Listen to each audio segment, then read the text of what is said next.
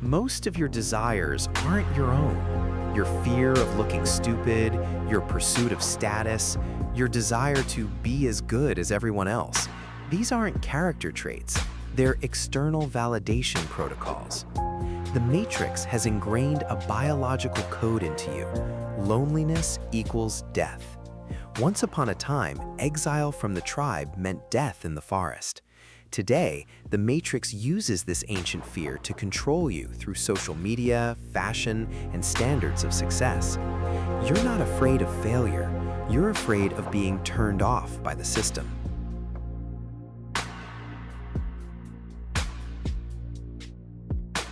The Matrix operates on comparison.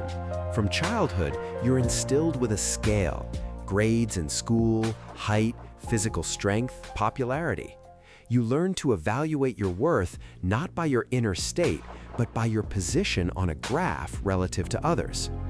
Social media has turned this into an industrial scale.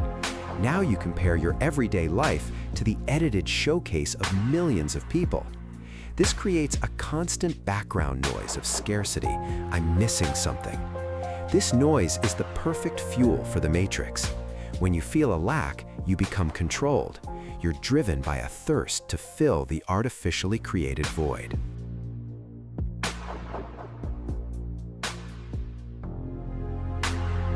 Remember the last time you truly wanted something, without witnesses, without the ability to post it on Instagram or tell your friends.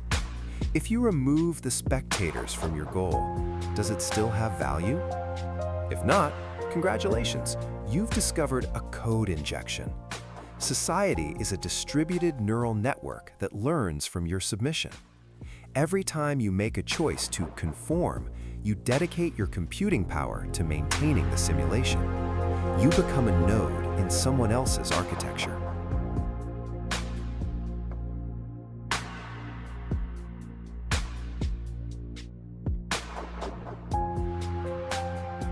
Look at your goals. How many of them are driven by the fear of being at the bottom of the hierarchy? You buy a device not for its features, but for the signal it sends to others. You choose a profession not out of interest, but because of the label it will attach to you in society. This is the status script. You spend 40 hours a week on a job you hate, maintaining an image of someone you're not. You rent your life from the system, paying with your most precious resource, your attention.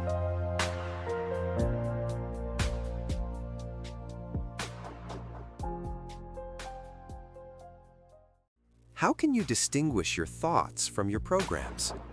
The program always feeds on your anxiety. It whispers, "You're behind, you're not good enough, look at how others live." Your thoughts are quiet. They energize you through the process, not the moment of approval. The approval virus makes you buy things you don't need with money you don't have to impress people you don't care about. It's an endless cycle of attention consumption. Attention is the only currency that matters, and the Matrix steals it from you through social pressure.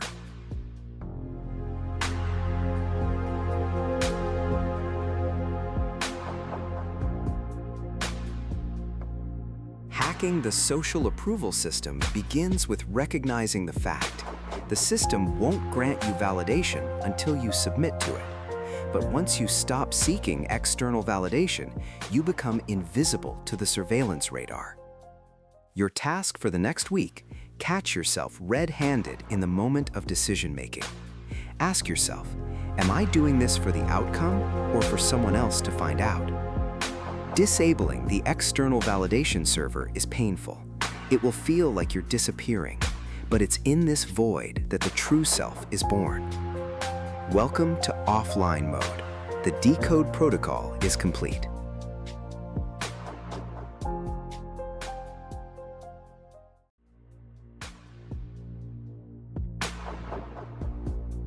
How do you diagnose a system? Imagine that tomorrow the internet disappeared forever, and no one, absolutely no one, would ever know about your accomplishments. What will you do tomorrow? Which book will you finish? What sport will you continue playing? If in this silence your goals crumble to dust, it means they were just lines of code written by someone else.